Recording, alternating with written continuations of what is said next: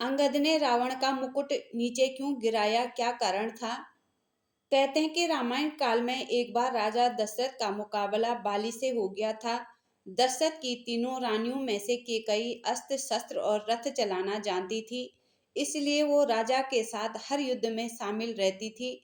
बाली को ये वरदान प्राप्त था कि उसकी दृष्टि जिस पर पड़ जाए उसका आधा बल उसे मिल जाएगा। जब महाराज दशरथ बाली से हार गए तब बाली ने उनके सामने शर्त रख दी कि अपनी रानी केकई छोड़ जाओ या फिर रघुकुल की शान अपना मुकुट दे दो। लेकिन दशरथ ने मुकुट बाली को दे दिया और केकई को लेकर वहां से चल दिए। अयोध्या वापस लौटकर भी माँ केकई को यही चिंता सता रही थी कि रघुकुल की शान बाली के पास है। तभी माता ने रघुकुल की आन को वापस लाने के लिए श्री राम के वनवास का कलंक अपने ऊपर ले लिया और भगवान राम को वन भिजवाया। उन्होंने राम जी से कह दिया था कि बाली से मुकुट वापस लेकर ही आना है।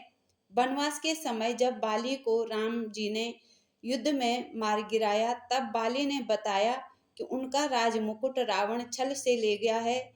तो प्रभु आप मेरे पुत्र को अपनी सेवा में ले लीजिए, वह अपने प्राणों की बाजी लगाकर भी मुकुट ले आएगा। कुछ समय बाद जब रावण सीता माता को हर कर लंका में ले गया था तब अंगद रावण की सभा में गया।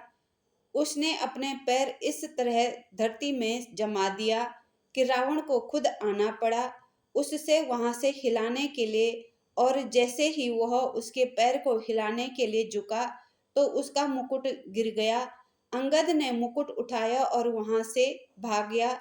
उस राज मुकुट का ऐसा प्रताप था कि जिसके पास भी रहा उसी के प्राणों पर आन पड़ी थी।